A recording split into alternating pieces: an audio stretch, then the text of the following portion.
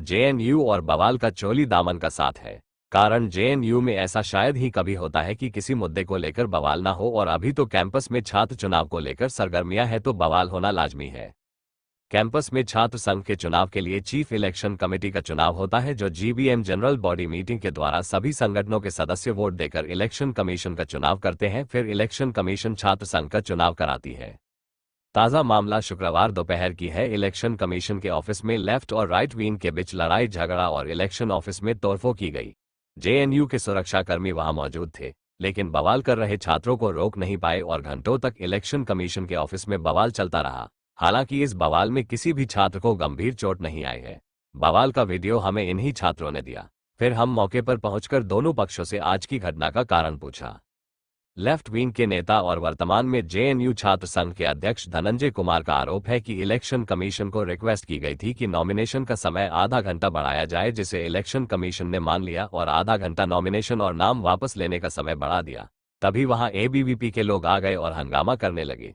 उन लोग ने इलेक्शन कमीशन के लोगों को धमकाया और ऑफिस में तोड़फोड़ की।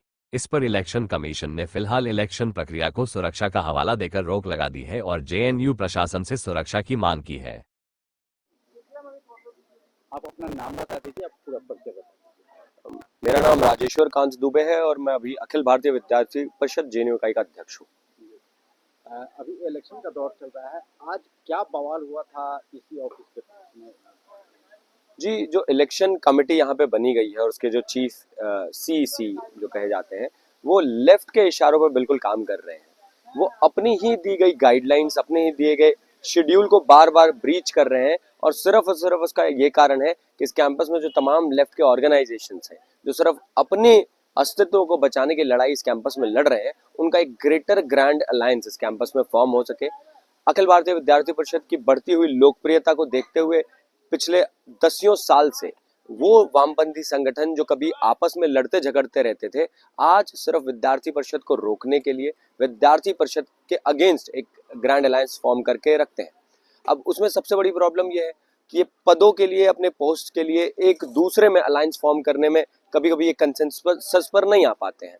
इस बार भी बिल्कुल यही हुआ कि आईसा, एसएफआई, डीएसएफ ये अध्यक्ष पद और जनरल सेक्रेटरी जैसे पदों के लिए एक दूसरे में लड़ रहे थे। जब 16 तारीख को इनमें कंसेंसस नहीं बन पाया तो इलेक्शन कमीशन ने उस डेट को बढ़ाकर 17 तारीख कर दी। 17 तारीख को भी जब 2 से 4 बजे तक निर्धारित समय में इनका कंसेंसस नहीं हुआ तो इलेक्शन कमीशन ने टाइम को आधे घंटे और एक्सटेंड किया और आधे घंटे के बाद भी बैकडोर से इनके विड्रॉल लिए। आज फिर आईसा के लीडर्स, एसएफआई के लीडर्स के कहने पर बिल्कुल अनडेमोक्रेटिक तरीके से, जो कि बिल्कुल ही जेएनयू एसयू यूनियन के इलेक्शन में पहली बार हुआ होगा कि 3:30 बजे एक नोटिफिकेशन निकाल के कि 2:30 बजे से 2 से 2:30 बजे तक हम नॉमिनेशन और विड्रॉल वापस लेंगे, और उन्होंने विड्रॉल्स एक्सेप्ट किए भी। मतलब एक बार फाइनल नॉमिनेशन लिस्ट आ चुकी है 17 तारीख को शाम के 7 बजे, उसके बाद ये कह रहे हैं कि एक और final nomination list, final candidates की ये लिस्ट लाएंगे, जो कि बिल्कुल ही गलत है और बिल्कुल ही अनडेमोक्रेटिक है यूनियन इलेक्शन के लिए। चुनाव जेएनयू में चल रहा है और इसके साथ ये है कि कल कल जब हमें आधा घंटा ज्यादा का समय मिला क्योंकि कुछ लोग लाइन में थे और उनका नहीं लिया जा रहा था विड्रॉल, नॉमिनेशन के बाद जो विड्रॉल लिया जाता है वो नहीं लिया जा रहा था, तो हमने बोला कि आप आधा घंटा और बढ़ाइए। वो आधा घंटा बढ़ा, लेकिन जब वो आधा घंटा बढ़ा तो उसी के बीच में अखिल भारतीय विद्यार्थी परिषद के 4-5 गुंडे कह लीजिए वो घुसते हैं, मारपीट करते हैं और उसको रुकवा देते हैं। तो इसी रात में सभी संगठनों को बुलाकर विचार विमर्श करती है और उसमें एक सहमति बनाती है कि आधा घंटा जो रुका है वो आज खोला जाए, और आज यही होता है कि 2 बजे खोला जाता है। उसके बाद फिर से वही अखिल भारतीय विद्यार्थी परिषद के कुछ गुंडे हैं, कुछ उनके कह लीजिए कि नेता हैं, वो आते हैं, घुसते हैं, ईसी ऑफिस में घुसते हैं, जो ईसी के जो मेंबर हैं उसको पीटते हैं, मारते हैं, और उसके बाद शाम में ईसी आता है और कहता है कि हमारी सुरक्षा की जिम्मेदारी प्रशासन नहीं ले रहा है, हमारी सुरक्षा की जिम्मेदारी यहाँ पे नहीं है, तो हम अभी इस चुनाव को जो प्रक्रिया है उसको रोक रहे हैं, और पूरी तरह से मारपीट इस चुनाव को रोकने के लिए की जाती है और यही हुआ आज।